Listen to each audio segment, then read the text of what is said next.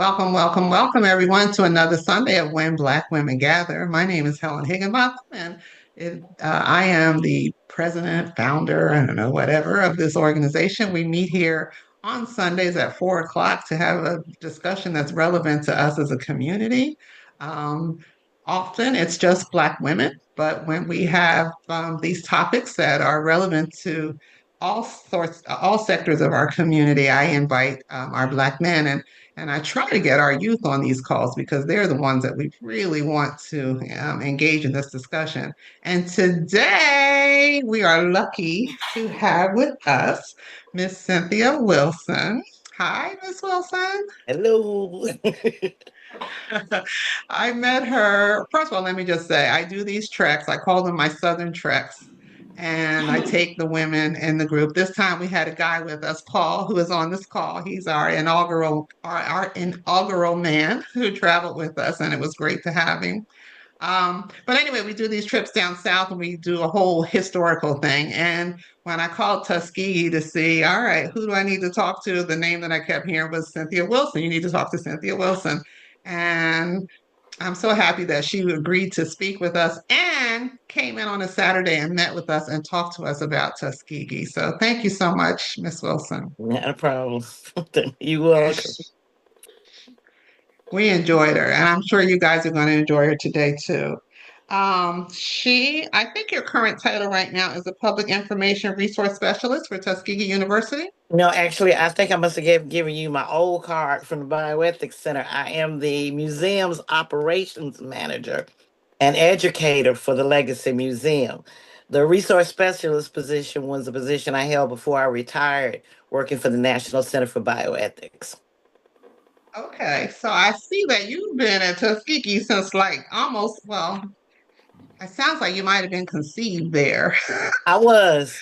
but you, Though my mother said I could not prove it. But but I often tell people I was conceived in Macon County. Both my parents were graduates of Tuskegee, and my mother is a was my the maternal side of my family is from Macon County originally, and I was raised primarily in Birmingham, but that involved 2 years of living in Tuskegee while my mother worked for as director of nursing services at the old Johnny Andrew Hospital. And then I've been back living in Tuskegee since 1987. all right, because Huh. that's what I was listening to a video with you. And then, of course, when we met with you, you told us so much, but Right. you've been at Tuskegee since like working since the 80s, Yes. but you played there as a child. So Right. sure, that's really fascinating. Mm. So today, we just want to talk about Tuskegee and obviously, Booker T. First of all, if you haven't been to Tuskegee University, I so strongly recommend it. I didn't get to spend enough time there, so I will be going back and where I can just kind of hang out. And Miss Wilson, do you cook? Because I love home cook. I don't cook no more. My son do the cooking.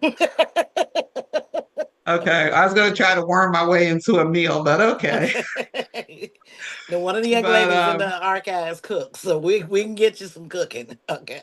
Okay. Yeah, I want to come and actually do Selma, and I just want to do the whole Alabama because every time I come, I've been on one of these trips, so you don't really get to see it like you want to see it. So I'm going to definitely come back. But I was so impressed with the campus and the museum, so you can talk to us about that and how it came to be. And I see you've been involved in that from its inception, so that's Yes. phenomenal. Talk to us about Booker T. Washington. I mean, that's fascinating. And obviously, George Washington Carver. And, the history of Tuskegee as an incorporated Black town. I think that's fascinating for us to hear too. And of course, about the quote unquote, I'm not going to call it the experiment because you corrected me. It is the study, wait a minute, study for you, what is it? Health study of untreated, It's a of U.S. public health study of untreated syphilis in the Negro male in Macon County, Alabama. Very good. Yeah, But yeah. we keep calling it the Tuskegee See the experiment, and experiment, right? she corrected us like, no, there's two separate things. So she'll talk to us about that. So I think you wanted to ask people in general if they had any questions or any perceptions about Yes. Tuskegee before we get started. Yes. Does anybody have anything they want to share? Like, do you have any ideas about Tuskegee? Any questions about? I mean, we know the Tuskegee Airmen, but what else do you know about Tuskegee? Go ahead, Tanya, Terry, Miss Moore. You need to unmute. Miss Moore, Hi. go ahead. Mhm. Can you hear me? Yes, now we Okay. can. Yes. Good afternoon, and thank you for having this forum. I found out about it through my sister who lives in Greensboro. I am here in Baltimore, Maryland, but I am a Okay. 1981 graduate of the great Tuskegee Institute, formerly university formerly known as Tuskegee Institute. Um, Civil rights pilgrimage to Alabama this past spring, and as part of some coursework, and I was amazed when we got to, well, we started off in Birmingham, went to Selma, then went to Montgomery. We didn't make it to Tuskegee, but in Montgomery, of course, that whole Legacy Museum is just, everybody's got to go. But anyway, Absolutely. we were on Alabama State University, and we went to the museum there, and there was so much history that I did not know about Tuskegee and the civil rights movement and the SNCC students, and I was amazed because we didn't get any of that training at Tuskegee. You know, you read up from slavery, but that's about it. Maybe now they're doing more to inform the students about the rich history, the civil rights history. So maybe you can touch on that a little bit. Thank Okay. you. That's interesting that at Tuskegee they wouldn't have shared all that with you. Is that standard, Miss Wilson? Well, part of the problem is it's hard to talk. Tuskegee's history. Well, to give you an example, I asked several historians at one point to write a history of Tuskegee, and I was told by more than one that that was not the direction that they wanted their career to go in terms of writing it. Most people are aware of Booker T. They are not aware of the gentleman that the reason there is a Booker T, which is Lewis Adams. And then, yeah, so it's kind of hard to teach all of our history. What we have done in years with the Legacy Museum and some of the programs that we're trying to offer, we have opened it up for students to get into the archives and into the museum a little bit more and help them if they've got specific interest. And we're trying to get a little bit more of the history on the website and in places where they can see it because uh, Ms. Moore mentioned two things and one of them she probably did not know as a student. If she went to the Legacy Museum in Montgomery, a lot of the materials in reference to lynching was collected by a gentleman who worked for Tuskegee by the name of Monroe Nathan Work.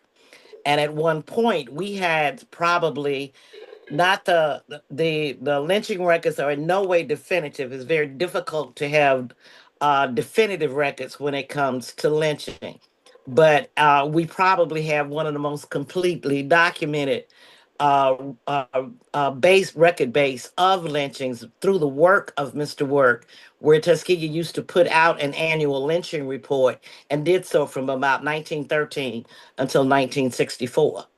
So we actually have the news clippings, affidavits, a collection of 60 archival boxes of material that deals with lynchings in the 48 continuous states from that date back from roughly 1881 to 1969. I think it's important for us to let the audience know what is your history at Tuskegee and how it is that you know so much of this history. Okay. So, can you just give us a little walk through your professional Okay. experience there? I am the product of what I call I'm a Tuskegee baby. And I refer to myself as a Tuskegee baby because I am the child of two Tuskegee grads. Um, my introduction to Tuskegee started at birth in relationship to it because Tuskegee alumni, as one of my father's classmates used to say, going to Tuskegee uh, is like joining a religion. Um, Tuskegee grads, particularly of my parents' generation, worshipped the school. They didn't just attend Tuskegee, and everything had to be geared toward uh, the missions that were instilled in them as students as to what their obligation was to the race and to themselves in terms of their accomplishments. So you got indoctrinated real early. I was about 8 when my mother gave me a card with the 10 Commandments on it and another card with the 10 quotations of Booker T. Washington. She gave me a copy of a Bible and she gave me a copy of Up from Slavery all at the same time. So that if that gives you an idea of the devotion that our graduates tend to have to the institution, and also how those of us who grew up in that and have worked for Tuskegee, why I'm doing penance. I was allowed to go to another school as long as whatever I had, I was going to bring back to Tuskegee. And So that was where did you exact. go? I went to Birmingham Southern in Birmingham, Alabama, and because they had a major in theater, and I wanted to major in theater. And my mother was very emphatic. I could go to Birmingham Southern because Tuskegee did not offer a degree in theater, but I had to bring it back to Tuskegee. So I've been paying penance for the last 40 years uh, in terms of working there. When I did come back, I did go to Los Angeles and attempt a career. Had a little bit of success. You can basically that the one film that I did get credit for appearing in is one that I made after I came home. I'm in Long Walk Home with Sissy Spacek and Whoopi Goldberg. So I got a small part in there, and then I went to work in the library in at Tuskegee in 1989, and I've been there and I worked for the former archivist or the late archivist Daniel Williams, and I did, um, and that's how I got into the archives and deeply into the history of the university. I started as an as a library assistant, and then I was a coordinator of archives and museums as we went through a transition with the renovation of the museum and the moving of the archives out of the main library and the opening of the Legacy Museum. And then I was transferred to the National Center for Bioethics. My job was to talk about the syphilis study and Tuskegee's history in medicine and health. And I retired in 2013. They had a little bit of problem with some staff in the museum, and I was asked to come back in 2022. And I have uh, been back since then, and hopefully they're gonna let me go out the door in a couple of years for the last time. But you are instrumental in opening what is now, am I mistaken? And what we now know as the Legacy Museum, or you're Right, instrumental in, okay. right. The museum is a result of the 1997 apology from President Clinton for the syphilis study to the 6 survivors who were or participants of the study who were still then alive. That apology came about from a committee of historians and faculty members at Tuskegee who felt that while the lawsuit had compensated the men for the study, there had never been a formal apology for what had been done. Dr. Gamble, Northington Gamble, chaired that committee, and they pressured the White House for an apology. And along with that apology came a $20 million grant to the university, and that was used to renovate the old Johnny Andrew Hospital into an academic building, which is now the John A. Kenney Hall, and to turn the former infantile paralysis hospital into what is now the Legacy Museum. That museum was designed to highlight the university's extensive art collection, which had been in storage. At one point, it was on display in the old Carver Museum, but once we transferred that to the National Park Service, most of our materials went that we did not turn over to the Park Service in reference to Dr. Carver, and then the rest of the collection. So this was to display our fine art collection, which includes African art and African American art, as well as some white artists, and then to devote one floor to the telling of Tuskegee's history in medicine and science and place the study in context. Right now, we have on that floor, we have two exhibit, one devoted strictly to the study, and the other one to the HeLa cell and the production of the Jonas Salk vaccine in reference to the Carver Research Foundation. Yeah, that surprised me. I didn't recognize that the Henrietta Lacks had any affiliation with Tuskegee University. Well, So that she was, doesn't. Only I her mean, not her. sales. Yeah, it's Yeah, not that's her. true. It's That only is her true. Yeah. sales. Yeah, It's, yeah, thank you for that. correct. Right. Okay. Yeah. So let me see. I'm trying to grab these questions out of. So somebody said, do the current graduates still have the same passion about the school as your parents' generation? Yeah, I think our students, I mean, maybe it's because I've been on this HBCU most of my life, but I have spent some time. Some of my cousins are Alabama State grads, some of them are Alabama A&M grads. There's a difference in Tuskegee grads to me. Now, other Yes. people may say And it's you're wrong. not biased at all. I'm not biased at all. Uh, but yes, I think there is a sense of family, Yeah, hopefully, that students get. There's a sense of concern um, we hope students get, that makes the experience at Tuskegee different. right. I remember, I don't know if you told us or somebody else said that the student body there is 3,000. Is that right? It's roughly 3,000 at this point. Yes, Is that the highest it's been, or is it fluctuated? it normally runs at about 3,200. That's about the highest that we go. Okay, beautiful. I love the campus. I can't wait to come back. So let's talk about the campus. First of all, before we go further, is there anybody else on this call other than Miss Moore who was a Tuskegee graduate who might speak to that question? And Miss Moore, are you involved in an Tuskegee Alumni Association? Calling you out. Yes, I'm a member of the Baltimore Club. I'm not active, meaning I'm a dues paying member and I know what's going on, but because of my other commitments, I'm not as I'm not active. I'll put it that But way.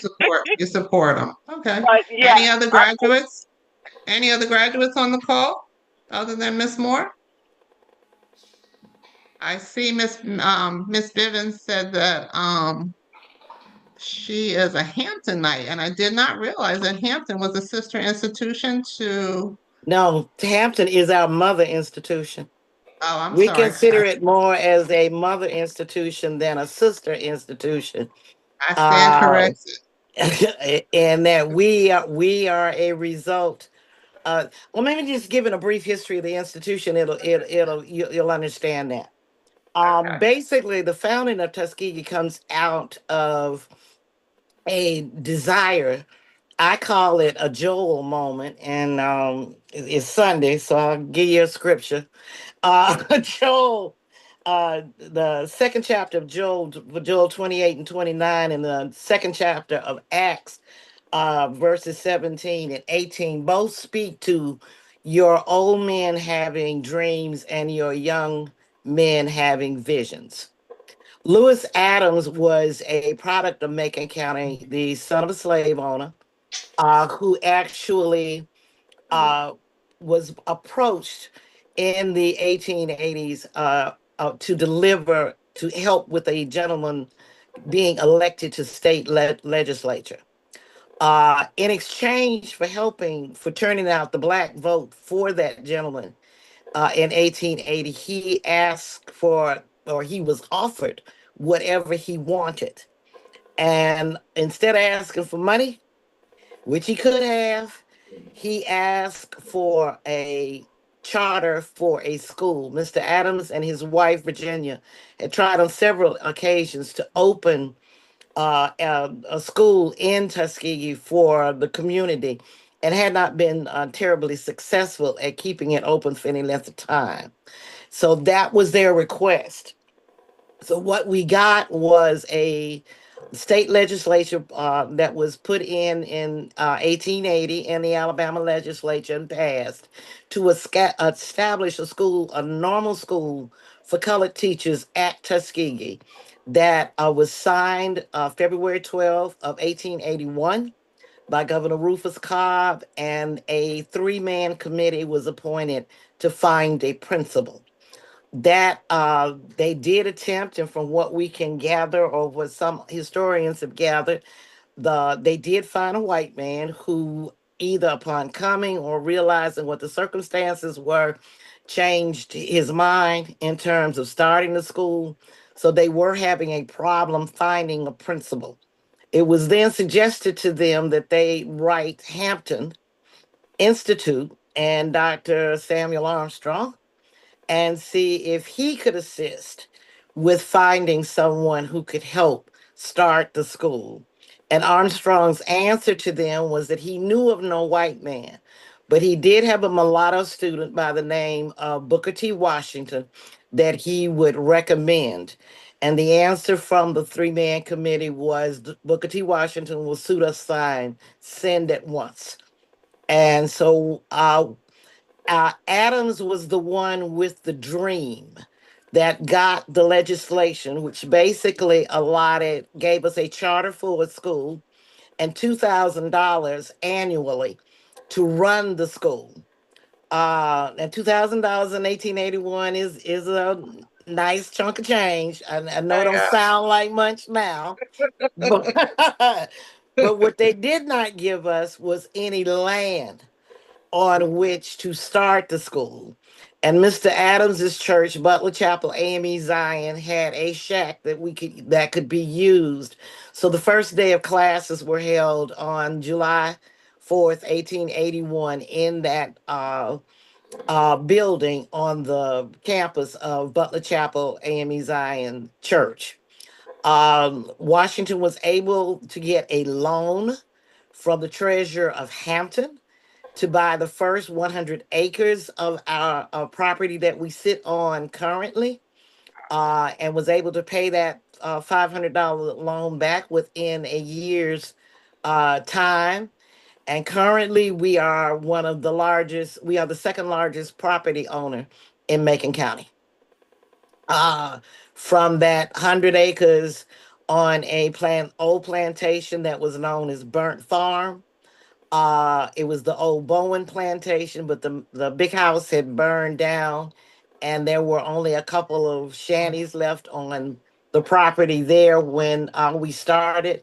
But that is how Tuskegee got its start. Is Tuskegee under the, because a lot of our HBCUs are under the threat of gentrification because they're on prime real estate. Do you all have that as a concern? No, because we own the property. A lot of the property that in relationship to what we own is forestry. But we do own the property that resulted in. I would like to make one slight correction. Tuskegee itself is not a black township. The city of Tuskegee was formed in 1836. In 1836. So Tuskegee did not become Tuskegee because of us. We became Tuskegee because there was already a town that was Tuskegee, Alabama, when Booker T. Washington came to Tuskegee. So we are not a black township in the sense of founding in Okay. relationship to it. But Macon County is in the Black Belt, was primarily the place where most slaves lived, or where the slaves were, and the big house might be in Montgomery County, it might be in Lee County in relationship to it. My family came with the founders. So this with the community being established. So my family was already in Tuskegee when Booker T came in Okay. relationship to it. And there's a lot of us that make up that community that Adams was seeking this education for initially. We are, however, the community of Greenwood, which is or the growth of the occupation and it of Tuskegee and turning it less rural that Macon County is a result of the Tuskegee Land and Improvement uh, the company that was formed by Booker T. Washington and Warren Logan, a graduate of Hampton, who came with Washington to establish the school. They were able to purchase this large tract of land, and from that they sold that property to faculty and students who wanted to remain in the area.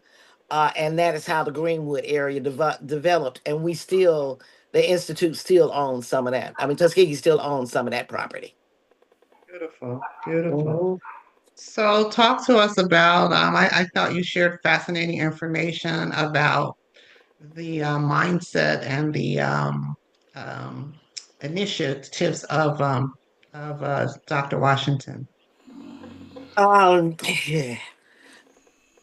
uh, I think Adams, and that's kind of like that Joel moment. Adams had a dream of a school for his community. Washington, I think, saw the school as a way of educating, but also a way of impacting the world in which we lived. Um, a- the model for Tuskegee is very similar to the Hampton model in terms of industrial education, in part, but it is also based on a letter that Frederick Douglass wrote to Harriet Beecher Stowe in 1853 in reference to what the path of education for Negroes should be. And part of that was in developing first a trades a group of trained tradesmen, a middle class that could then afford to move into the more liberal arts type of education. But it's hard to have a lawyer if the lawyer doesn't have any clients that can pay him. So property owning property, working the land, educating yourself, and moving up was a way of progressing from slavery into a bigger. It wasn't just set up to teach people how to work for white folk. It was set up in order to establish a financial basis that allowed you to move up a class structure by having the financial backup that you would need to purchase.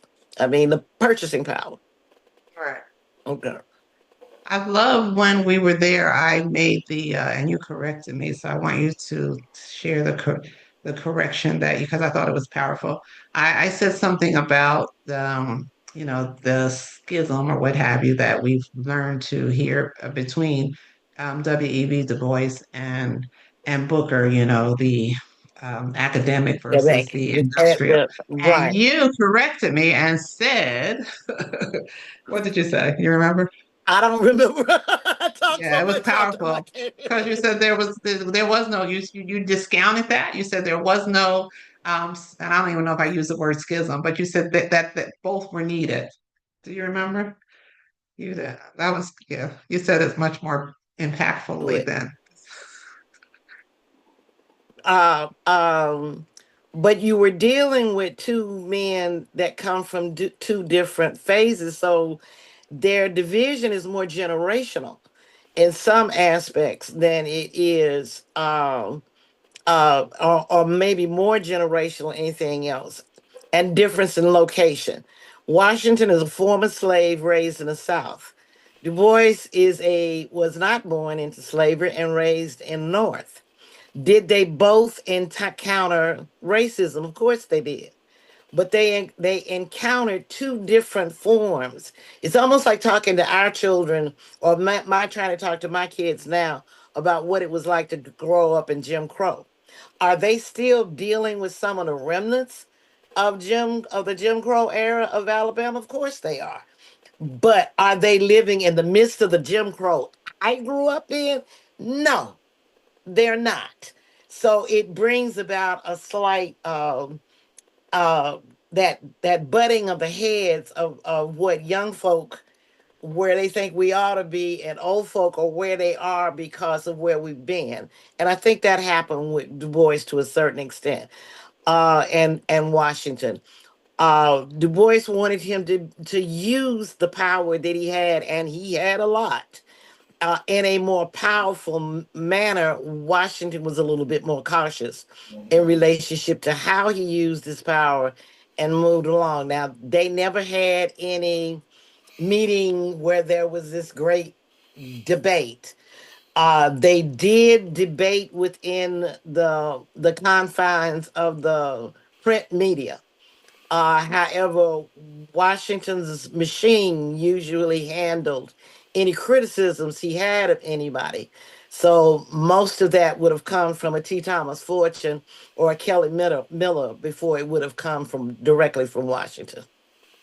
Is there any record of W.E. Du Bois ever visiting Tuskegee's He campus? asked Washington for a job. He and I he did ask to work, and did seek employment there. There was exchange for them in their in around the early 1900s, and he and Monroe worked with two of the first sociologists, in black sociologists in the country, and worked with him with the Atlanta study that he did, and did most of the statistical information for the Crisis magazine while Du Bois was in charge of it, even threatening at one time Du Bois that if he didn't stop criticizing Tuskegee, he was going to stop sending him statistical information, because evidently Du Bois didn't like to do stats, and work did. So there are a lot of cross relationships between these people that sometimes you don't know about. That's fascinating to hear. Okay. I don't know if anybody else, and you all can chime in. That's really shocking to me, but good to know, I suppose. Can I add in So something? This is Dr. yes, Bethel. Mhm. And go ahead. thank you, Cynthia Wilson, for this wonderful and rich historicity about Tuskegee. I'm learning a lot. Um, I put in the chat, the new Jim Crow is based on the same rhetoric of the old. Just calling it something different doesn't, Different. it's not the Mhm. same. And why I say that is that all they did was up the game. That, all right, physically, we're not lynched in that way, but the books that we go to and the schools that we go to, and the way they rewrite the ability to advance, whether it's job wise, education wise, medical. There's a lot of, I'll say there's some research that points to even the medical model of still the racism in medicine. Let me say that racism in medicine. They just do it differently. We don't dangle from trees now, but we dangle off of dollar signs and limited places that we still cannot accomplish. They do it differently. That's all. I'm not. I'm from kind of the same generation. I'm 71. Mhm. I got on the school buses in Queens and New York or what have you, but it's still done. It's just what I call the subliminal justice system. It's done in such a way that you can't. I think it was Gwendolyn Brooks that said racism is you feel something like a hair on your cheek, but you just can't put your finger on it. Right. It just changed the game. That's all. It Yeah. just changed it. I totally agree with that, and even with lynching, the lynching records. When I went to work in the archives, I wanted to talk about Booker T. Washington and George Washington Carver, and I thought that's all I was going to be doing, and I thought I knew all of that, and then I found out I didn't know nothing, as much as I thought I knew. But I ended up having to discuss lynching and syphilis a lot more than I had expected in relationship to it, and having to learn about those two subjects a lot more than I had expected, particularly the lynching, because Mr. Works records are very, are to some extent, are limited in scope. He had a definition that he worked from that that is very similar to the two bills that were presented in Congress during the 1920s and 30s for passing against lynching. And basically, they say that you have to be removed, you have to be accused of a crime, you have to be removed from a person of authority by three or more people to make a mob, in terms of it qualifying as a lynching. And the accused of a crime part was the or breaking Southern tradition in some respect. If it's not a crime, a straight out law that you've broken. The main thing that I don't think most people understand is the lynching is not the method of death. It is the reason for the death. So, because most of the lynchings in our records and most of the lynchings you'll find, a lot of those people were shot. They were not hanged. The hanging came after the shooting or the torture or whatever that may have occurred in relationship to it, and the hanging wasn't the point. It wasn't even it wasn't even about that much of the person that died. It was more of a lesson to the community that I'm hanging like a sign. This too can Right. happen to you. You're right. Right. It was more of that, because when you go back and look at the actual news clippings, people sometimes come and look at the records and they get upset because they'll find all these things where somebody was beaten or shot or whatever is going on. I'm looking for the lynchings. Don't confuse hanging with a lynching. And for me, after years of being in those records, lynching as defined by that doesn't exist. But the criminal justice system and plea bargaining is nothing more in some ways than another form of lynching, where you go in and end up being doing time for a crime you did not commit, because the easiest way out of this is a plea bargain. So, because of lynching basically is a denial of due process of law. That, if you reduce it down to its lowest common denominator, it is a denial of due process. You were not allowed a trial. You were not even put in front a jury of none of your peers, and no sentence was rendered, and it's summary execution. So it bears some thinking in terms of exactly that the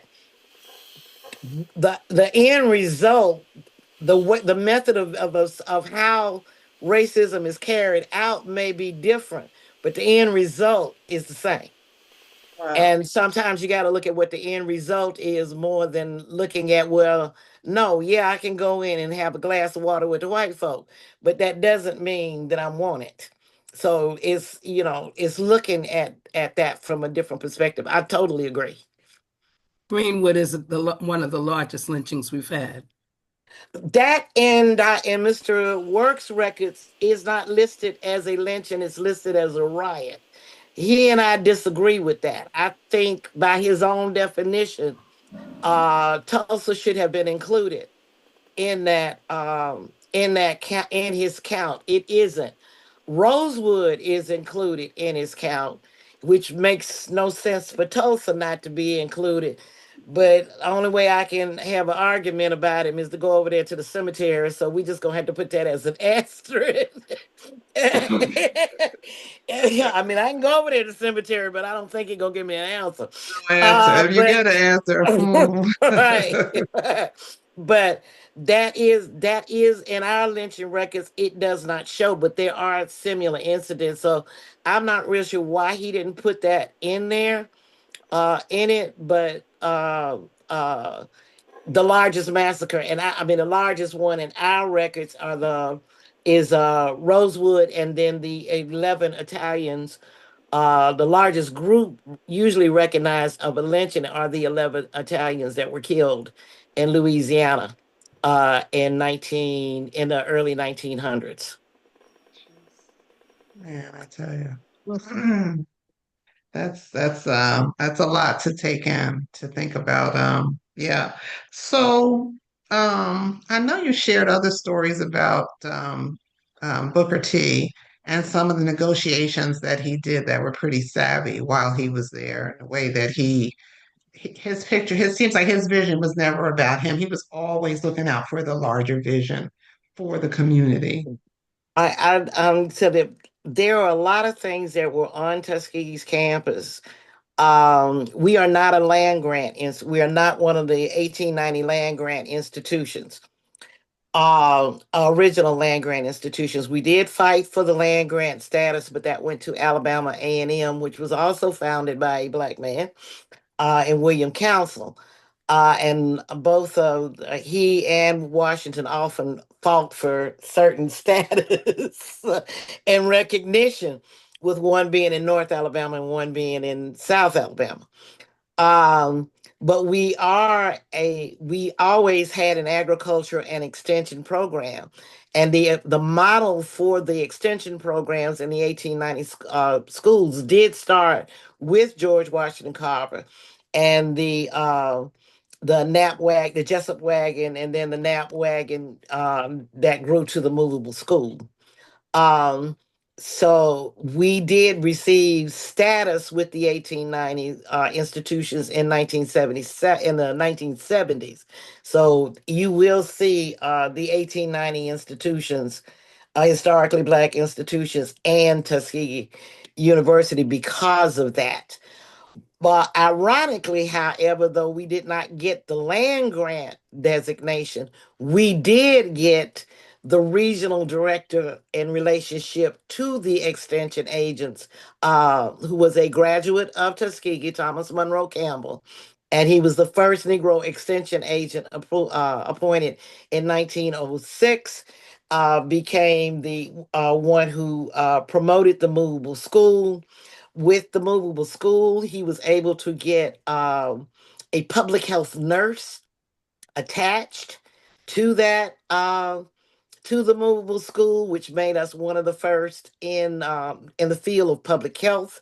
Tuskegee did not pay for that public health nurse. The state of Alabama and the U.S. Public Health Service paid for that. Mr. Campbell's salary was from the Department of Agriculture, but the offices and work that was done was on Tuskegee's campus for years, up until the 1950s, mid 50s or 60s, before they actually moved that office off of Tuskegee's campus. So if Booker T, if he'd get it on Tuskegee as long as he gets somebody else to pay for it.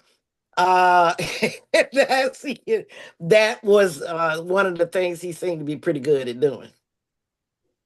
And you shared with us something that you all have that can never be taken away. What was that? I don't remember. It's in perpetuity. Does anybody remember? It was some kind of government support, and they can't take it away. Oh, they They can't take the tried to. state support. What Washington did, we were a state school initially. When we opened, we were a state school. In order to get the funding from the philanthropists that were giving a lot of money from the North, and the contributions that were coming into the school, and to get that out of the hands of the state in some ways, or more control over it, The Booker T convinced the state to recharter the school. And so we were rechartered in 1891 as a private institution with a state affiliation, which we still have. So while we are not a state school, and like Alabama State or Alabama A&M, or Auburn or Alabama, we do get an appropriation from the state every year. And they've been trying to get out of that which allows them to put three more members on our board of trustees. And they've been trying to get out of having to pay us anything ever since they made that deal. But basically, they have no control over the school other than the governor is an ex officio member of the board of trustees and does get to appoint three members to the board. But and for that we get roughly no less than 5% of our operating budget, but as much money as we can get out of the state is what we get from that deal. How many members are on the board? What's the impact of? I think it's 9. Don't Okay. ask me those, but they don't overwhelm the board. Okay. So, Okay. all right, that's good. Mhm. Miss Payne, you have a question? Yes, I am sitting here probably, I feel like I'm in another dimension listening to this plethora of information. I cannot believe it. I'm a former Black literature teacher in a high school, now retired superintendent, but I have never heard this kind of explanation given regarding Tuskegee and the information you've given us. However, the question I have is this. Our current generation of young people don't have a clue as to what you and others like you, and many of us who are elderly, have gone through.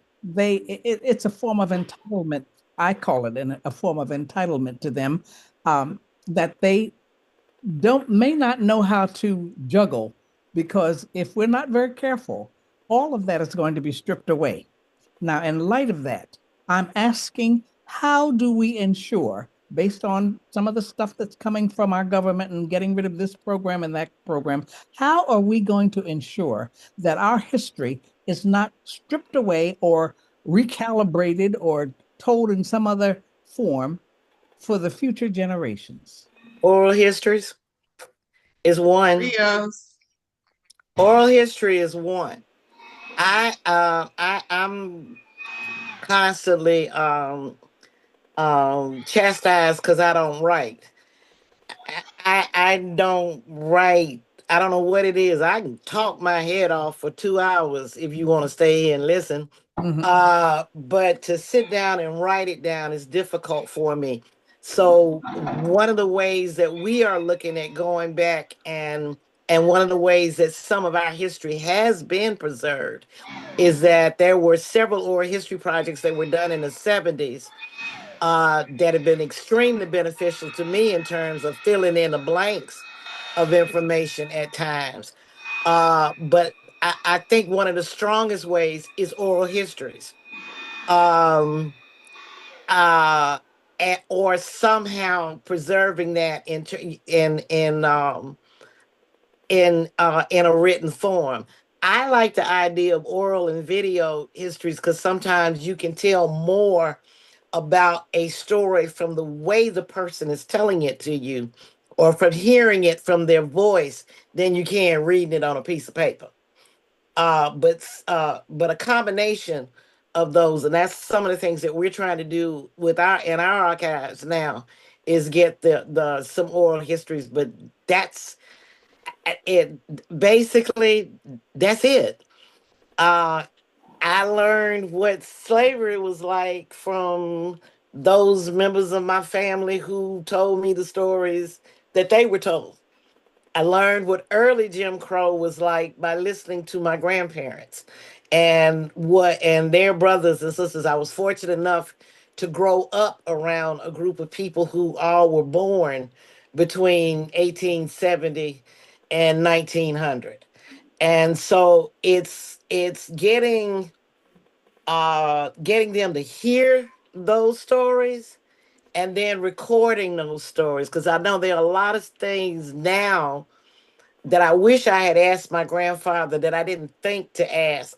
I mean, I didn't realize, it didn't dawn on me that my grandfather was alive and actually laid eyes on Booker T. Washington, until he made a comment once about getting to the train station when he heard Dr. Washington was dying because he wanted to see for himself.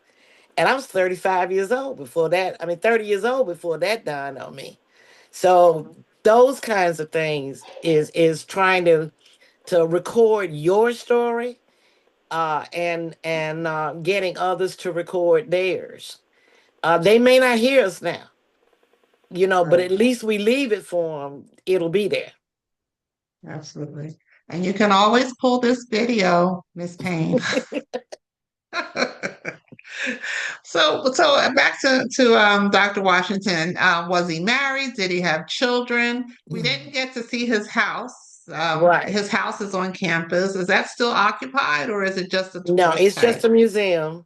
Okay. We used it for when we turned the house and the museum, and the Carver Museum over to the Park Service. The house ceased to be used for other purposes, but for years, yeah, it housed publications. It housed student activities, or student affairs office was in the house at one point. Mrs. Washington lived in the house until the house was occupied by a family until her death in 1925. I think they used it briefly for guests, and then we started using it as office space until the turn over to the Park Service in the 70s. Washington had three wives. His first wife was Fanny Norton Smith. She was a graduate of Hampton. He married her at the year she graduated. He spoke for her graduation, married her, and brought her back on a wagon to Tuskegee. She is the mother of his oldest child, Portia Washington, who was an accomplished musician in her own right as a pianist. And the first Mrs. Washington died within 2 years of their marriage. The circumstance of her death are a little unclear, whether she fell off a wagon or got kicked by a horse, but she died. She was dead by 18. I think they married 1882. She was dead by 1884. His second wife, Olivia, came with shortly after he came to Tuskegee with Warren Logan and another gentleman from Hampton, and they were the first instructors at Tuskegee. Olivia, in some ways, is credited for co-founding or getting the institution off the ground, because she was the one that suggested to him that he go north to look for funds and support for the school, and often went with him. To put it bluntly, Booker T. Washington didn't mind beg, borrowing, or stealing for Tuskegee, and this was his begging period. And Olivia Washington was with him in relationship to getting support for the school from the North. They were married in 1885. She had the next two children, Booker the Third and Booker the Second. I'm sorry, and Ernest. E. Davison, Robert Washington. But when E. Davis was a couple of months old, the house caught on fire. She brought the children out, ended up with consumption, TB, and died shortly thereafter. The third Mrs. Washington. Men don't like to be alone. They talk about women. They don't like to be alone. The third Mrs. Washington did not have any children and was hesitant to marry him because she wasn't sure she was ready to deal with his three children. But she did, and raised her niece Linda. as a child, and she was all three served in some capacity. The first Mrs. Washington is credited with putting together the curriculum for the Girls Industries program. Olivia worked very heavily with the academic program, and the third Mrs. Washington was the dean of the principal of the Women's Industries program at Tuskegee. She was also a member of the Colored Women's Association and was president of that at one point. Okay. Cool. Okay. Cool. Maxine, did you? Oh, she went away. She had a question. Did you have a question, Max? You're on mute. You're muted. Yes. That's just You're still muted. Okay, can you hear me now? Yes. Yes. Okay. It is often said that people who don't know their history are doomed to repeat it. Given what we were just talking about a minute ago, Mrs. Wilson, this information that you've shared is fantastic. Absolutely, positively something that I have never heard of. And I hate to tell you, I'm over 65. However, as far as our youth, I think it is so essential that they be made aware of this history. I want to know, do you think it ever possible that we could have Saturday classes for our African American youth to learn this information, or Get your new job. Try to get your new job. or could we make it a requirement that before any student graduate from high school, they have to have at least one course in Black history, all about our HBCUs, all about our leaders, all about their worth and their value.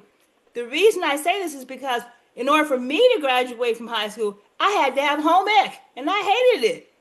So why can't we say that in order for a student to graduate from high school, they have to have Black history? That was one, the high school graduates. Two was the Saturday classes. And three, we have lots of organizations. Everything from the Divine Nine, fraternities, sororities, NAACP, everybody. Can't they have some type of offering of the information that you're sharing and that everybody's sharing? Or even if, I don't know how many HBCUs we have, but if each one was just to do one section of our Black history and contributed, our children would know their Black history. What do you say, Miss Wilson? I agree with you. I just don't know how you're going to get it done. I will speak to, there is Carter G. Woodson's association started by Carter G. Woodson. They do have grants for freedom schools, which does have a Black history text, and it is we got one for a group here, which will go in with what Ms. Moore is asking about civil rights movement. We have one group that is working on a Sammy Young, a memorial to Sammy Young, who was the first student killed in the civil rights movement, or noted as such. Sammy Young grew up in Tuskegee and got involved with the movement as a student at Tuskegee Institute, and was killed by here in Tuskegee by the owner of the worker of a local service station.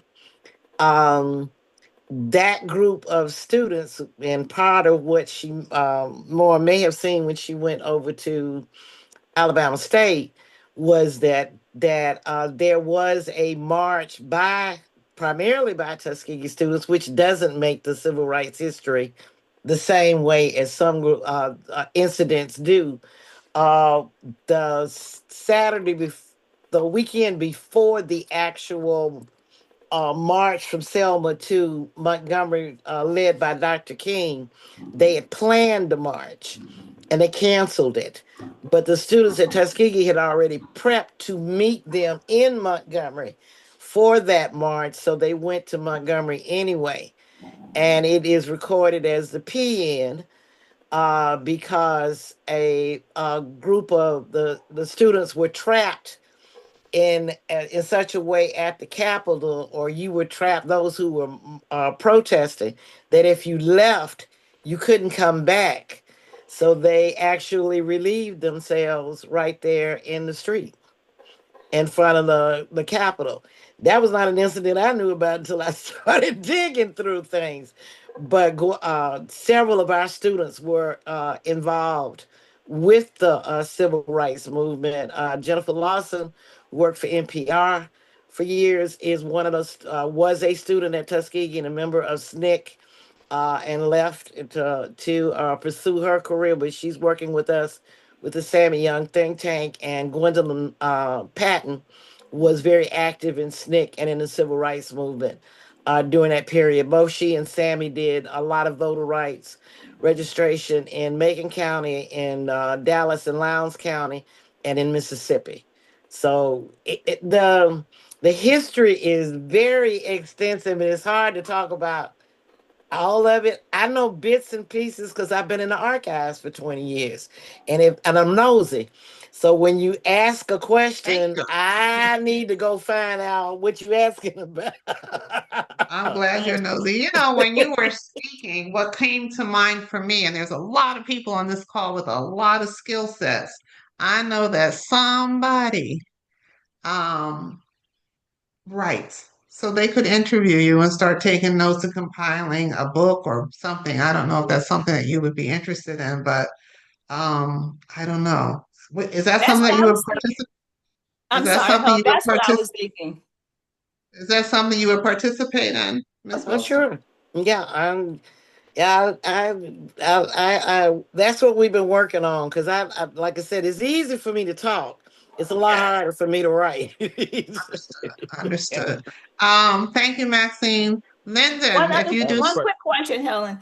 It makes me sad. I met Mrs. Wilson when we were down there in Tuskegee, but it makes me sad to know that based on your explanation of the hangings versus the lynchings and other things, we as a people, we will never ever know how many were actually lynched. Is that correct? Now, I mean, there's no way to know that. Okay. Okay. yeah, yeah. Thank you, Miss Max. Lyndon, go ahead. We can hear you. And Dr. Bethea, I got you next. Go ahead, Lyndon. Mhm. And then we need to get Oh, let Miss Wilson, because I don't want to keep her all afternoon. I want her to talk to us about the study. Study. Can I call it Okay. that? Can I say the Yes, study? you can say the Okay. study. Okay. Go ahead, okay. Lyndon. Let's hear from you. Oh, okay. Well, first of all, good afternoon to everybody, and Happy New Year. I'm here in Southern California. I'm a writer, but I wanted to say I've always felt a sense of kinship as it relates to Tuskegee because, believe it or not, as a kid, I was maybe about 11, and the thought had crossed my mind to look at Tuskegee down the road as far as, going to college. I never applied, but I thought about it as an 11-year-old. I ended up applying to an HBCU named Grambling State University. And I know that our founder, Charles P. Adams, Came was from a student of Tuskegee. that's right. And so that connection, so Mr. Booker T. Washington, at his behest, Charles P. Adams ended up putting together that school. Of course, the school went through different names before it became Grambling College and ultimately Grambling State University. So there's that connection there with Tuskegee.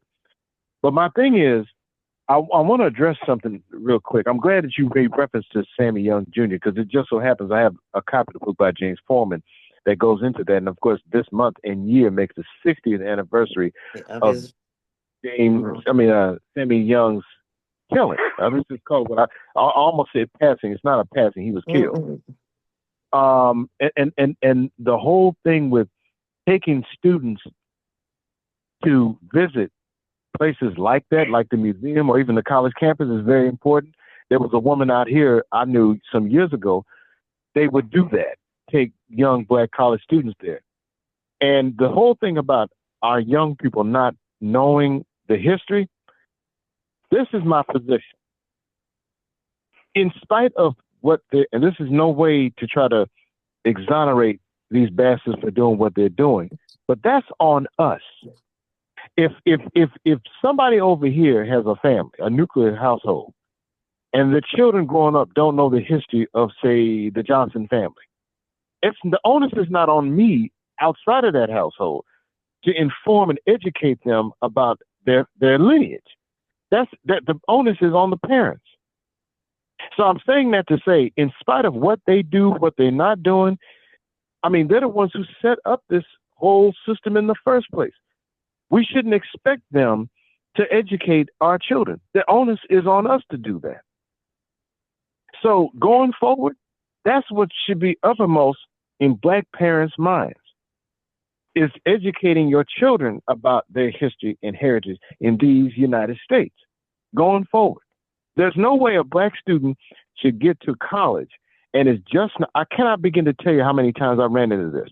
Running into somebody, this is the first time that they've learned about the history. You are 18, 19, almost 20 years old. So that means you went K through 12 knowing Jack. I don't know. I just have a thing about that. All good points. And I Good love the points. metaphor that you use with the Johnson family, because it is no one's responsibility except the Johnson family to make sure that their kids know who they are. So what do you say to that, Miss Wilson? I agree. I mean in my family, I'm the keeper of the flame, but I'm passing it on over the Christmas break. Actually brought up my ancestry tree because I started using it years ago. And I just kept it just so that I could walk them through who their grandparents were, where their grandparents were doing. And I'm looking at bring back griots. We got griots. It's whether we Mhm. listen to them. Well, you're here There, today as our griot, for sure. but sometimes we ignore that family griot, and that's that uncle or that aunt or that sits back in the back and child, I don't want to hear all them old stories no more. Yeah, you do. Yeah, you do. You want to hear them, you want to record them, and you want to ask some questions because sometimes I don't know what I know until you ask me. That's right. And your aunt may be drunk, but it's a whole lot in that conversation that you might want to get, and you're gonna miss it when he ain't there. So go Yeah. ahead and take the phone out, record that conversation that you think is rambling and makes absolutely no sense. Because if you go back and listen to it later, you may be able to dig out some of the things that you got questions about and didn't know you already had the answer. Yeah, you'll be glad you had it. Yeah. Miss Dr. Bethea went away, but I'm here. I'm here. oh, you're there. Yeah, Okay. just And go Jocelyn has a ahead. question too. So go ahead real quick because I want her to talk Yes. to us about The static. the I, study, the yeah. study, and I, a little bit about George Washington Carver too. So Dr. Bethea, very quickly, please. And you can turn yes. on your camera if you guys want to come on screen. I'm happy I, to bring you on screen if you turn on your camera. But go ahead. I just wanted to reiterate the fact of something that Cynthia Wilson just stated. I was about to say Dr. Wilson, and just that's just exactly who you Yes, are. she's a Better go doctor. ahead, girl. But the bottom line of it is that whether it's a Saturday school or any other school, because of the divide and conquer and that separation between us as a people, I find that young people, especially, and with the advent of crack cocaine, it destroyed and put a divide in terms of passing down oral histories. The brain trust of our community was destroyed and imprisoned, and a lot of information got tossed and left, thrown away. But where you are, start where you stand, even little things. I do an annual Kwanzaa in my house. My children didn't know a lot of different things, but Kwanzaa brings that up, and that's just a small part of creating a process of information. I invite about 20 people in my house. Through those conversations, they learn a lot. And Mhm. I'm saying, there's a biblical reference, don't despise small beginnings. We don't need a whole long contingency of people, the divine nine. You are that leader. You're the leader in your communication. You're responsible for that. In the communications I've been in, whether I worked in community centers, I work at Rikers right now, and I work with people incarcerated with mental health. And every opportunity I get, I share the Nguzo Saba, but then I also break down those divisions that have kept us separate. Those young people eat up what I'm saying. It's the way you dispense the That's great. information rather than trying to come off with this big idea and I need to get it in. Meet people where they at, disperse Mm. the information that you have. I remember reading I Pimp and Trick Baby, Donald Goines. That was my Black history growing up. And then I found more. Start where you stand, share it with your children, share it with the community, and we can get it done. That's what I wanted to say. Thank you. Thank you so much. Jocelyn, you had a question before we go on? Not really a question, but I want to say Dr. Wilson also. She's receiving it. Receive it, Dr. Right, Wilson. right. I implore you to record what you know so that it could be transferred to text. So it'll be a legacy for other people to read and learn about because you have a wealth of information. And even though you say you don't want to type it up or write it out or whatever, now you have at your access a way Yeah. to record it and it goes to text. Yeah. Yeah, So that's true. please take advantage of that because we need all the information we could get. We know that currently our history is under assault, and we have to figure out how we can preserve it and share it. I'm a retired educator, and we have a African American History Bowl, which is similar to Jeopardy for high school students. But sometimes it's difficult to get the students to want to participate. Right. Might be a little reluctant. Sometimes I think they're embarrassed to Mhm. learn about our history. So just trying to figure out different ways that we could share. And I love what Dr. Bethea was talking about. We do an annual Kwanzaa also. We've been doing it for like 20 years. And it's surprising that so many people that are my age, I'm 74, they don't even know what Kwanzaa is. Mhm. And we don't try to embarrass them, because they don't know, because I don't know everything, but we just want to share the information. So thank you so much. Thank you. Thank you. Thank you. See, real quick, so we can let Dr. See, I'm calling you Dr. Wilson. So we can let her go to the next subject. Did you have a Good question real idea. quick, Claudette? Claudette, Helen, did I? there Uh-huh. just want to mention that there are some AI products out there that once you write out the script or even record or share the recording, it can create the documents and can even create the courses out of it and put the animation behind it and other information to help make it rich in context. So although it sounds laborful, like a lot of effort to record this history, there's a lot of tools, as was mentioned, that's available now that allows you to even take just a spoken word and create content out of it. So I think we should take advantage of that. Yeah. So we're definitely gonna help Dr. Wilson document her stuff. Um, and I'm sure the university, look, she's at a university, they know more than we do. So anyway, real quickly, not real quickly, but talk to us about the study and a little bit, if you can, about because everybody associates George Washington Carver, obviously, with Tuskegee, Tuskegee. the peanut man, right? And there is a museum on campus for his work as well, which we didn't Right. get to see because we were rushing around trying to do too many things. So Well, we have 3 sites in that we try to get people to go to at least, and we're hopefully expanding it to 4 soon. The Airman site is under the National Park Service, and the Carver Museum and the house are under the National Park Service.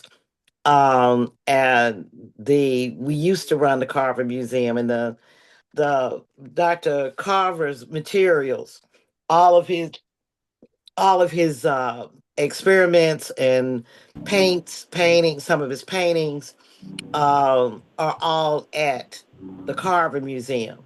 And the things that he, as much of what survived the 1947 fire of the museum, if Tuskegee's got a curse, it's fires. I don't know if that's from being built on burnt farm or not, but if there's something that plagues us, it is fires.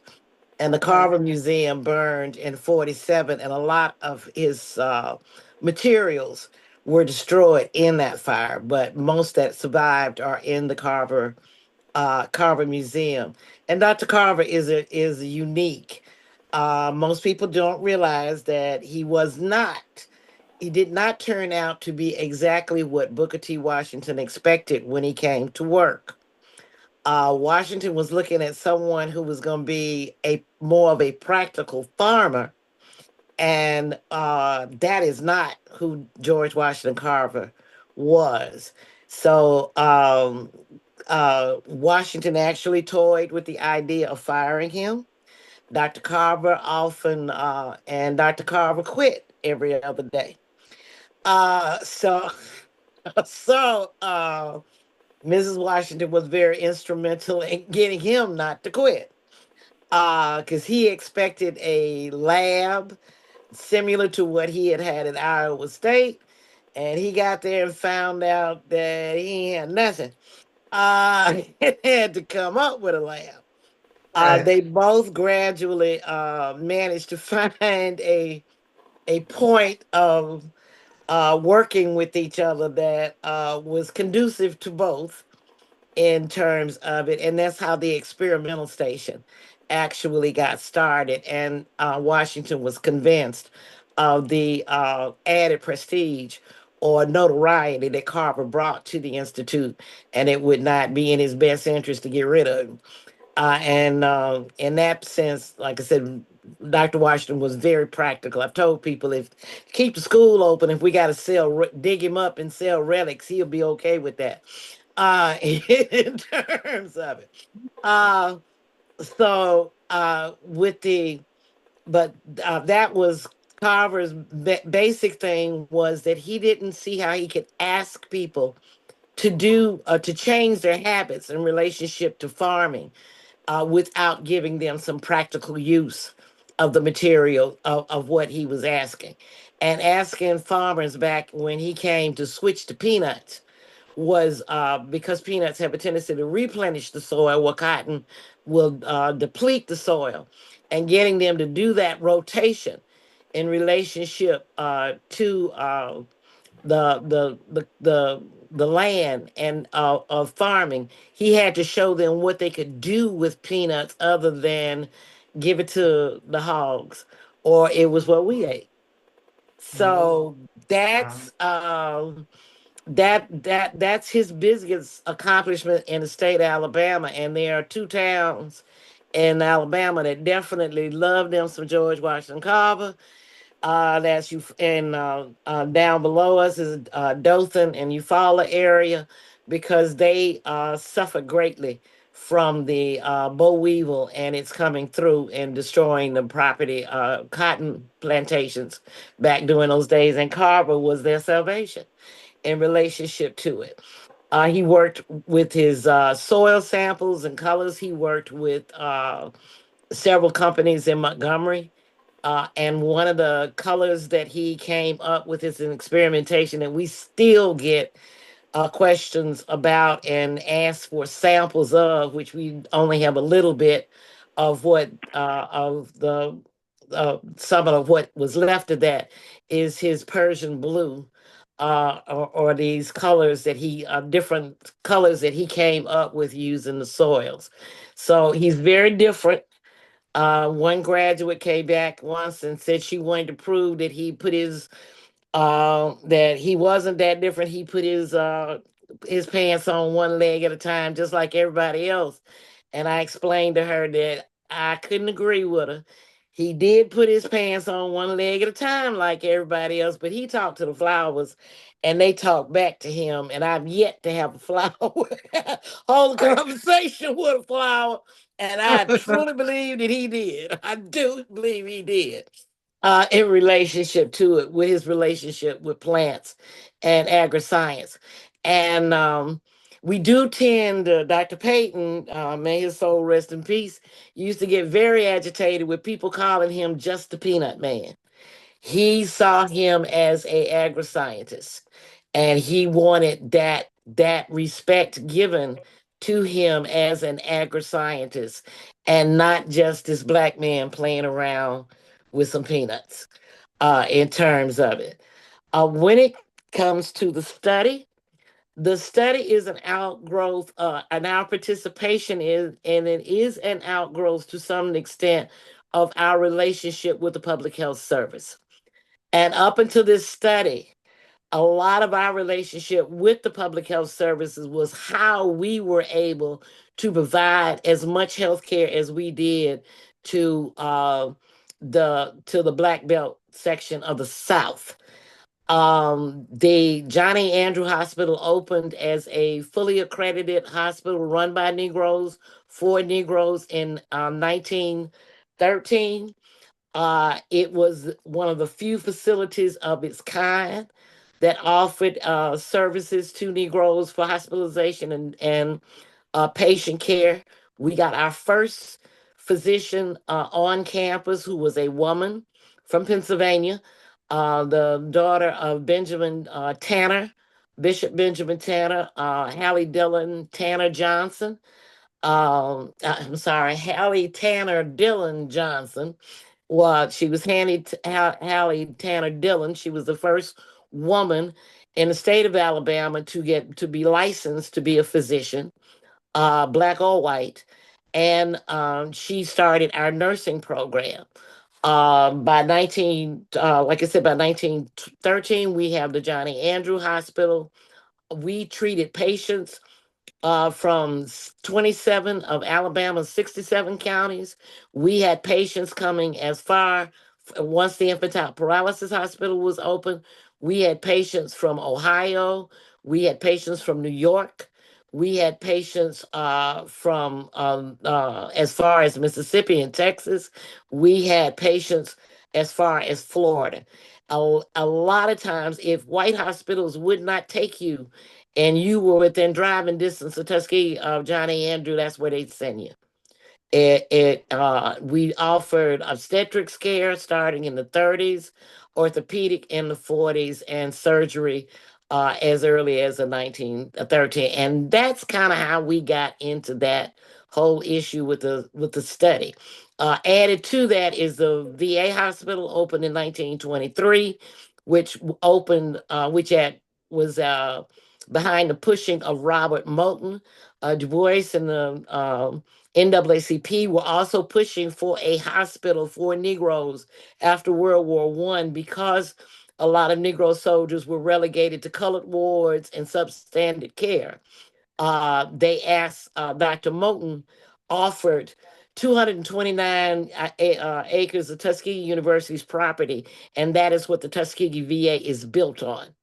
It's right down from us. It's currently has limited services that it still provides, but basically psychiatric and nursing home.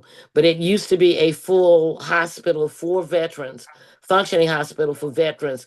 And it was that up until the late 90s, about 99, 2000, when they started switching the services from the other services to the campus in Montgomery. But that was opened in 1923, and it was a government facility. The public health service offices was at Tuskegee for the county up until 1947. So when this new field of medical research started to expand, we also had an organization called the Johnny Andrew Clinical Society, which operated from 1918 till 1969.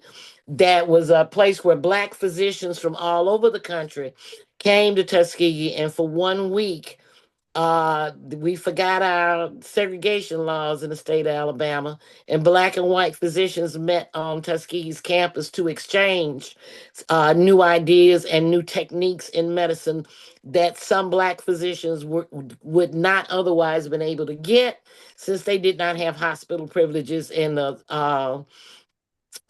organizations and in some of these hospitals where some of these uh, uh, uh, new techniques were being developed.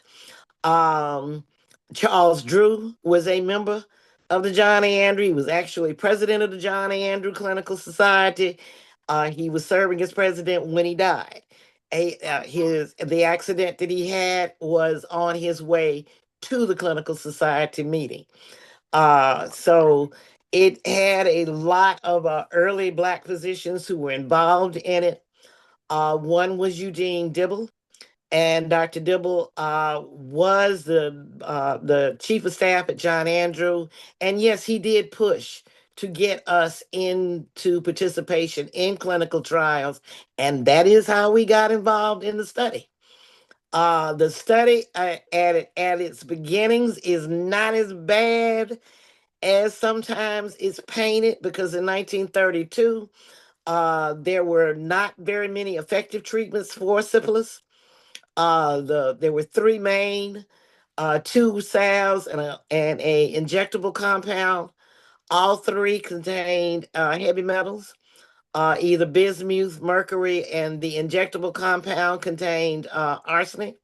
It took anywhere from 12 to 32 injections of that arsenic in order for for you to possibly get a cure from syphilis back then. And if you remember what needles looked like when we was children, and not the ones we talking about now, I'm trying to figure out how you talk somebody into even 12, let alone the 32. So that and there were obviously complications that could occur from that much taking in that much arsenic.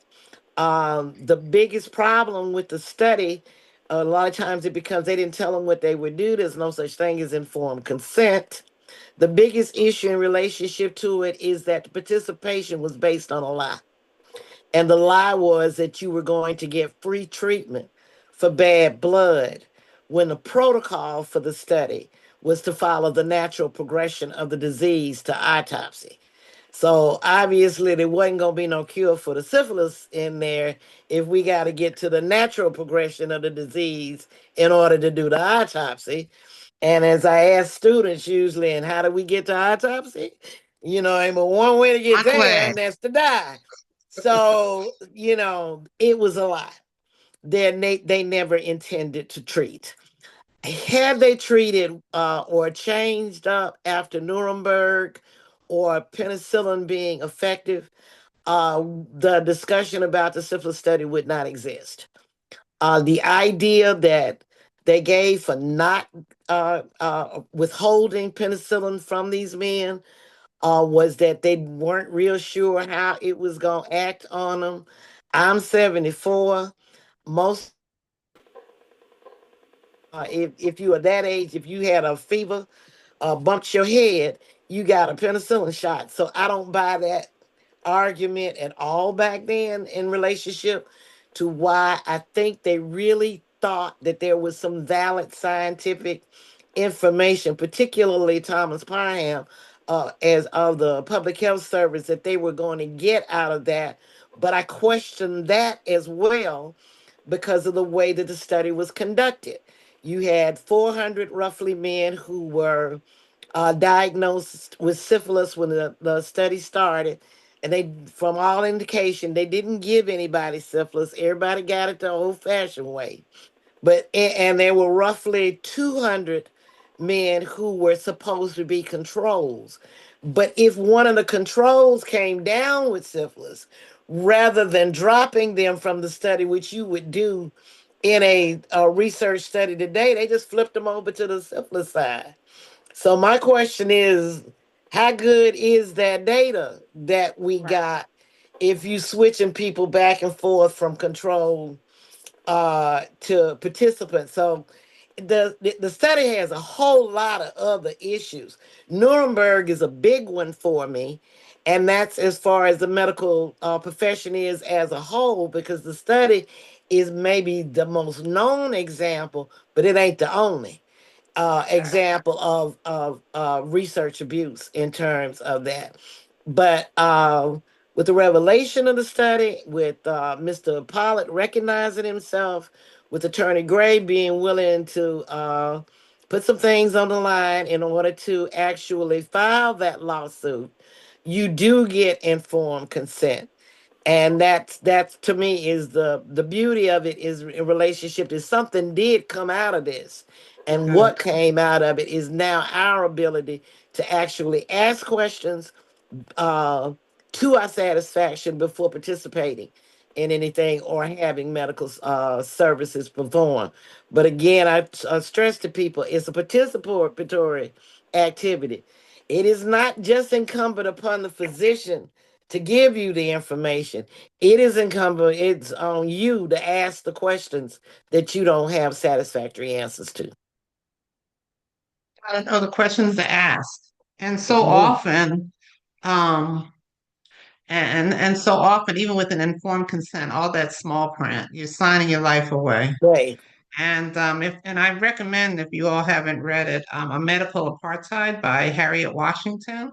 She talks about how so often, even still, these research or teaching hospitals are always adjacent to a Black community full of uninformed or maybe too trusting, too willing participants.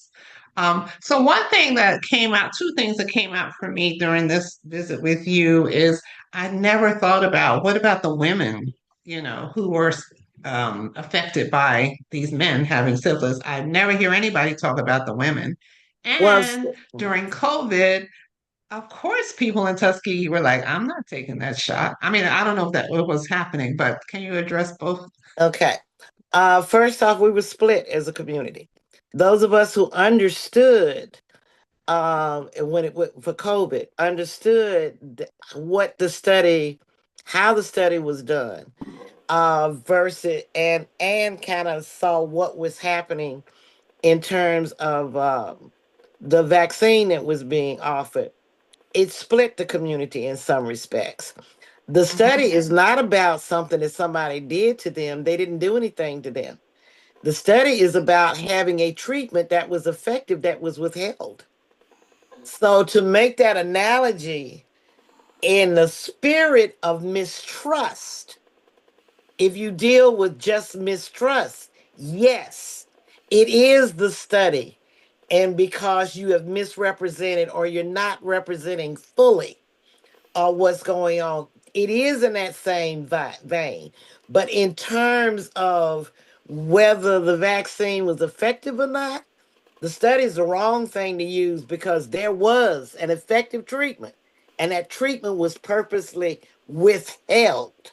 Mhm. So that's the balance that I try to ask people to do. And then one of our students, Dr. Ian Moore, was worked on the mRNA vaccine. So he came to the community knowing that there would be some misgivings about it, and actually made presentations to his hometown of Bruton, Alabama. You can find him on YouTube, and engage the Tuskegee community in relationship to it, because he wanted us to hear from a voice that we would trust in relationship to the vaccine, and the creation of the vaccine. So yeah, we were kind of torn, but like I said, and I knew Ian when he was in school from undergrad through vet school. So it was kind of like, Mhm. all right, I'm Right. going, that turns up. I'm gonna ride with it a little bit. And did I cover everything? Was there something else I was supposed to say?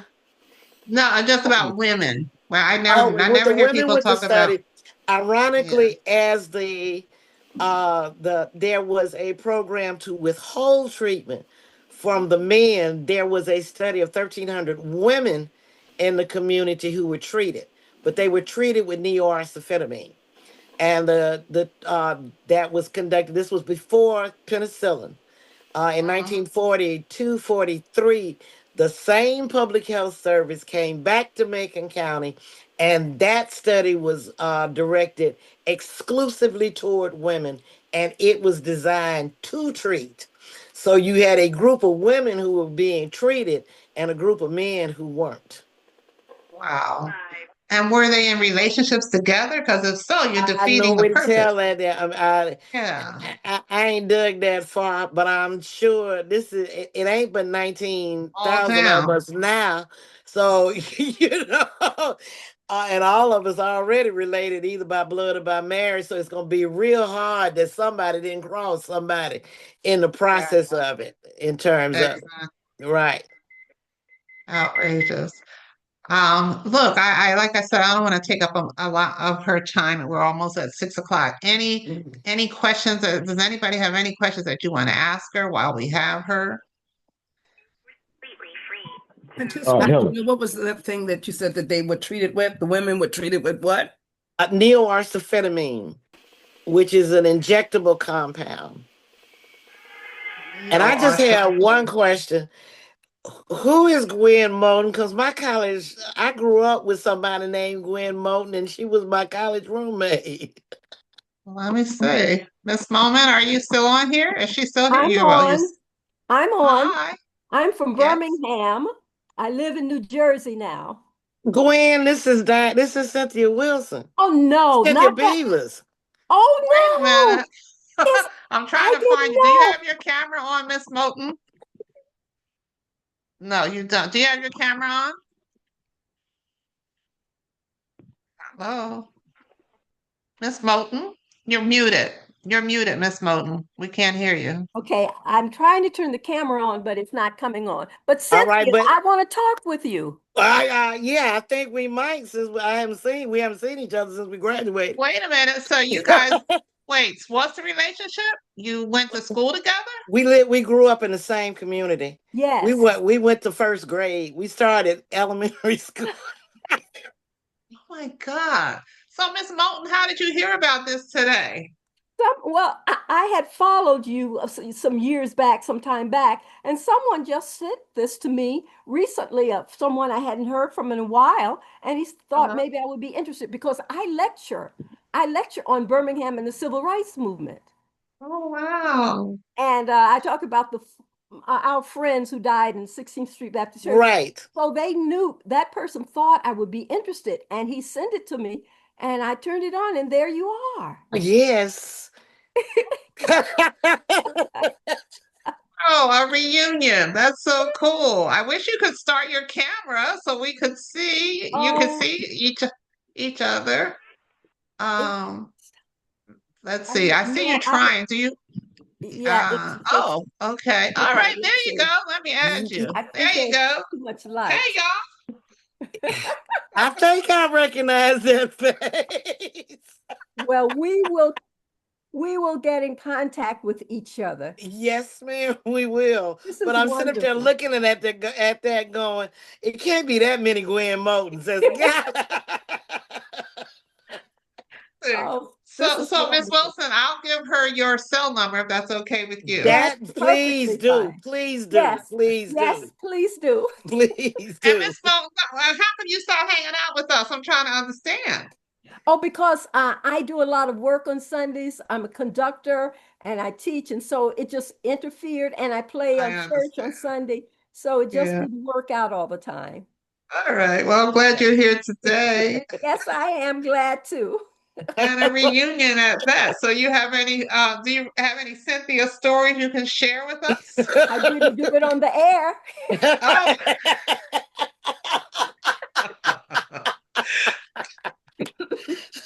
Well, I can't wait for you all to get to reconnect. I'm going to put her phone number in the private chats to you so you can reach out to her after we hang up on the call. Thank you. That's beautiful. That's beautiful. Thank you. Okay. And don't be a stranger. Come back. We don't have to have Miss Wilson. Okay. Thank you so much. Hey, Helen, can you hear me? Okay. Yeah, who is that? This is Lyndon. Can you hear me? Lyndon, go ahead. Yes, we hear you. Okay. This is my question for Ms. Wilson here. I have a niece who's interested in being a veterinarian, and I was told that Tuskegee has a good program. So I guess what I'm trying to find is confirmation. Now you don't think I'm gonna say we don't, do you? Exactly. No, it's not good. We Don't turn tell her to out come here. 85. We turn out roughly 85% of the Black veterinarians in this country. Okay. So she should come. I have to call out some of my peeps. Van Gilmer, do you have a question for where's Van? Did I lose Van? Oh, and Wanda. Wanda has her hand up. But wait a minute, Van, did you have a question while I'm putting you on Front Street? No, I don't have a question because I came in so late. I don't want to. But my son went to Tuskegee, and so I was on campus a lot during what was that? Must be the 90s.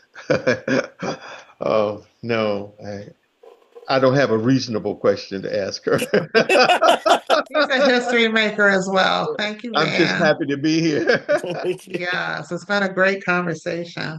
Yeah. Thank you. I'm sorry. I'm going to have to hop off, but I'm glad that that I was able to participate. I learned a lot. And at some point, I said, forgive me, I have a new computer, so I had trouble with the Zoom. So very quickly, I had to use the number that you had in your text. That's why I'm on the phone. But Ms. Wilson, it was a pleasure listening to you. You dropped a lot of gems, and at some point, I'll forward my email address to Helen, and then because there's some other stuff that's kind of connected to Tuskegee that I want to kind of engage you about. But again, I didn't want to hot dog the discussion. All righty. Thank you so much, Linda. Have a good afternoon. Okay. Feel free to go to my email and number at work available to anybody. Okay, we're getting feedback. I'm not sure why. Okay. On mine too. Is that you, Wanda? Mute for a minute. Let me see if it's happening. I don't think so. Hello? Let me see. It might be. Let me see. No, I was able to sign in the other way. Okay, so another California. Okay, wait a minute. We got to figure out what that is. Hold on, I'm gonna. Okay, so is it happening now? No, it's you, Wanda, because it's not happening when I mute you. Okay. So if you have, I don't know if you have two devices going at the same time or not. Yes.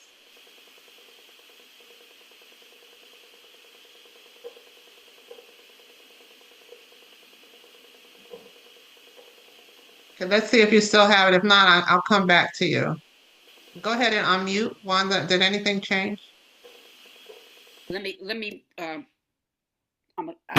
let me see. Okay, I threw the phone to another place, so hopefully. Yeah, it's still doing. It is? Okay, then I threw the phone to a whole nother thing, but I don't know, what's going on. Go ahead, real quickly. Okay, well, my question was, because I came in late, and actually I came in when the other Miss Moulton was on, and I was trying to ask her, because I had some Moultons that I actually worked with that were from Alabama, so I was trying to see if she was related to any of them, and one of them's name was Anthony Moulton. He's no longer with us, but I know he had moved back there, and his family was from somewhere in Alabama, I believe Birmingham.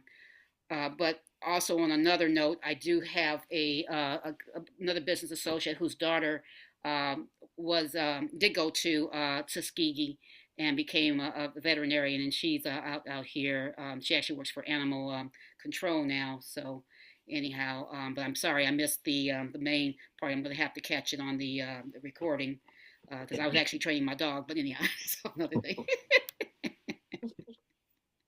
All right. So, but anyhow, that was it. And I'll get off. So hopefully that's not me creating all these sounds. No problem. Thank you, Miss Wanda. Let's see. We have Dr. Bethia and Miss Moore again. Go ahead, Dr. Bethia, your question. Wasn't a question. I just wanted to, because Dr. Wilson had made mention of the Veterans Hospital at Tuskegee, and my field is poetry therapy and bibliotherapy. And there is a doctor, Miss Sadie Delaney, Peterson Delaney. She did innovative work in the Veterans Hospital, working with people with mental illness and disability, and a number of many things. But that's the field that I've gotten in. I'm the first African American registered poetry therapist licensed by the state of New York. And the commonality, since you mentioned that, is that her work there preceded my work here in the Department of Psychiatry for New York City Health and Hospital for the last 16, 17 years. And so we I just have wanted her, to make mention of that. Yeah, we have her collection in our archives. I would love to talk more about that if I could with you. Yes, to find out ma'am. more about her history. All right. Well, we have a collection of a Sadie Delaney collection in the archives. She left her materials, some of her materials, with us. I welcome an opportunity. I guess I'll connect with Ms. Higginbotham if that's possible. That's get your information. Feel free. I will. Thank you so much. You're welcome. And our last question is coming from our Tuskegee alum. Go ahead, Miss Moore. What you got? What you got? Oh, this has been just wonderful. Thank you so much, Dr. Wilson. And I wanted to just ask you quickly if there is a family connection with Dr. David Wilson, TI grad, who is now the president. Now don't make me cry, because see, I thought David was gonna be the president after Dr. Payton retired. Wouldn't that have been? Yeah. He's doing fantastic. I'm happy with Dr. Brown, but I did know David when he was working at Auburn. But no, we are not related. I am very familiar with him. He was when he was at Auburn University. Yes, Dr. Juice Wilson, as we called him back in the day. But praise God. I really thought he was gone, but he's doing great things in Morgan State. So I'm just proud that it's a Tuskegee grad. That's right. Me too. Praise God. Thank you so much. That whole HBCU connection. There's so many names have come. Now, I gotta say, I don't know how old you are. You don't have to tell me, but I can't remember what I did yesterday. You recite these names and these facts and dates and like you just like off the top of your head. No way. So that's phenomenal. I'm just gonna say. It's both. In some ways, it's a blessing and a curse because I can't pretend like I don't know. I have an ability to kind of remember what I read. And it's worked well for me. Plus, I'm nosy. I'm just nosy, so it works out. It works out. And you know what? We have. I want to say this before I bring. Michelle has a question for you, and she's a really good friend of mine, so I have to definitely let her ask a question. And I'm going to put you on Front Street in a little bit because this is Black History Month coming up. Even though we're doing, I thought about saving. Dr. Wilson until we got to Black History Month, but I'm like, if we say Black History 365, then that's what it is. So we can get her on, and she was available. I jumped right on it. But I want to do some marketing for her and say, I guess I can say this for her. It's Black History Month. If you're looking to do a program and you need a guest speaker for a fee, she will charge you. Yes. I'll negotiate for you, Dr. Wilson, if you need me to. But really, I mean, you're talking about you want to pass on this information, whether it's Black History Month or some other event. This is how we get it. The more people she tells her story to, the more times it's documented, it's out there. So I hope you don't mind me doing that. No, So I still have to keep my job for this year or two that I plan to stay, so it'll help the annual report. Yeah, she can do it on the side. She does it on her own time on the side. Okay, go ahead, Miss Michelle. What's going on, sis? What's your question for Nothing much. Dr. I Wilson? could not. First of all, I got in around 4:30, and I'm so glad I did jump on at least because you are, wow, a wealth of information. When I saw Helen sent it around, I forwarded her a video that I took in the building. I work at USDA's George Washington Carver Center.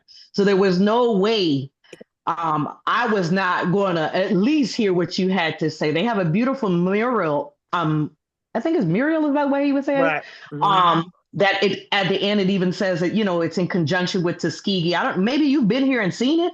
I have. I'm not. But the former our archivist was there when they did the ribbon cutting, Okay, if I'm not Helen, feel mistaken. free to forward it to her. The video, it's very Okay, pretty. And I of will. course, the reason why I sent it to her with the attacks that are being, on anything named diversity, equity, inclusion, I'm actually quite surprised that the building they haven't renamed it yet.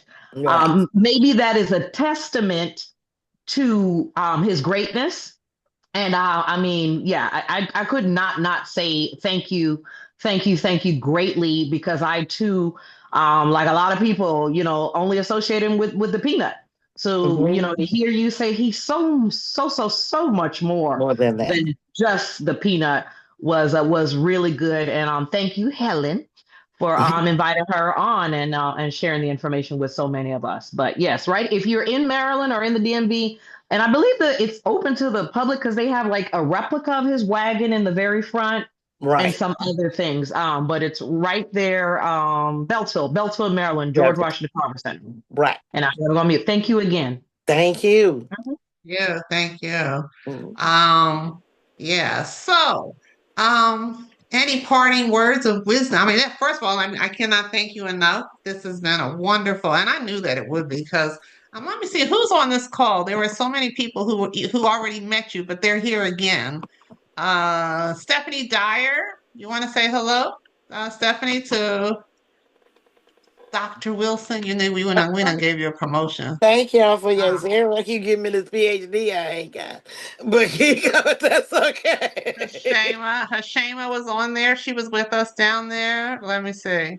Um, the Gibsons were here, but I think they're gone. God. Okay. Yeah, but anyway, I just want to say thank you so much for coming and spending this time with us. Thank you so much for entertaining us on that cold Saturday morning. Lord Jesus, and it was raining too. But she was so gracious and made it worthwhile for all of us to stay there and listen to everything that you had to say. Do you have any parting words or things that you just want us to know before you go? Well, you can feel free to share the information on how to contact us. We the archives has historical documentation that not on of the university and Dr. Carver and issues like that. So any questions you have or that you may have, feel free to email them to the to archives at tuskegee.edu, and those questions we will work to help you answer them. We always recruiting, so anybody interested in coming to Tuskegee, I don't mind playing grandma. So Oh, recruiting for uh, students, you mean? yeah, Students. so, Mhm. and anything that we possibly can do, to assist with a visit, I can get you set up with the Dr. Griffin and and admissions or if you'd like to take a look at the vet school or things of that nature, please, and look at our website, and it'll give you an idea of what we're offering and what we hope to do. All right. Wait a minute, Stephanie Dyer. She's in the Yes, laundromat. yes. It's so good to see you again. It We was can't a see you. All we see is the washers. But go ahead. There she is. Oh my All goodness. right. First of all, listen, it was so amazing when we were there. I knew that today was just going to be off the hook. And I would say that please get ready for us to come again, because as Helen mentioned, we didn't finish, and we're ready to get some new information and just to sit in your presence. So please, Helen, set it up. We're ready. We're on fire. Well, thank you so much. Absolutely. Absolutely. Thank We have you to do so it. much for all that you gave us today. Yes. You're very welcome. And Absolutely. thank you for asking me. Thank you. I do All right. appreciate it. Peace and wellness. Yes. I gotta give a shout out before I let you go. Vi with the double I, can you hear me? Miss Vi? Because she does Black history stuff. But she's got her mute. Maybe she's gone, but she's still here, but she's not with us. But anyway, I'm not going to hold you anymore. I'm just going to say thank you so much. I'm going to take us off of Spotlight, and if we can do our closing, that would be great. Because it's been another amazing Sunday here at When Black Women Gather. Because when Black women gather, if you all can unmute and do what we do. Amazing things happen. Our tagline is when Black women gather, amazing things happen. And this has been another this has been another amazing Sunday. And I thank you so much for coming. And everybody who participated. I will send you these questions from the chat, Miss Wilson, so you can just kind of get a feel for the things that people were asking in case you didn't get a chance to hit it all. But I'd appreciate that. Thank you. Yeah. All righty. Thank you so much. Thank you so much. Thank you. Can you all just give her some love before we let her go? Unmute and give her some love. Thank you. Thank you. Thank you, Cynthia. Thank you. Great Bye-bye. information. Awesome. Thank you. Talk with you soon, Cynthia. All right. Oh, thanks, All Gwen. right. All Thank right. you so much. Thank you.